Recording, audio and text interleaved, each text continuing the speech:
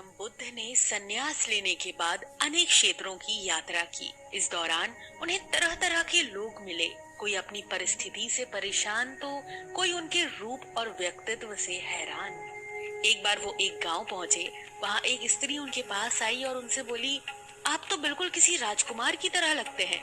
क्या मैं जान सकती हूँ कि इस युवा अवस्था में आपके गेरुआ वस्त्र धारण करने का क्या कारण है? बुद्ध ने उस स्त्री को विनम्रता पूर्वक उत्तर दिया, मैंने 3 प्रश्नों का हल ढूंढने के लिए संन्यास लिया है। ये शरीर जो युवा व आकर्षक है, जल्दी ही वृद्ध होगा, फिर बीमार होगा और अंत में मृत्यु अवस्था में चला जाएगा। मुझे वृद्धावस्था, बीमारी एवं मृत्यु के कारण का ज्ञान प्राप्त करना है। उनकी बातों से प्रभावित होकर उस स्त्री ने उन्हें भोजन के लिए अपने घर आमंत्रित किया, मगर उस स्त्री को गांव वाले पसंद नहीं करते थे। शीघ्र ही ये बात पूरे गांव में फैल गई कि महात्मा बुद्ध उस स्त्री के घर भोजन करने जाने वाले हैं।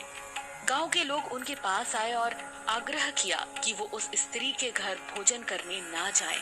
कारण पूछने पर उन्होंने बताया कि वो स्त्री चरित्रहीन है। बुद्ध ने गांव के मुखिया से पूछा, क्या आप भी मानते हैं कि वो स्त्री चरित्रहीन है? मुखिया ने कहा, मैं शपथ पूर्वक कहता हूँ कि वो स्त्री बुरे चरित्र वाली है।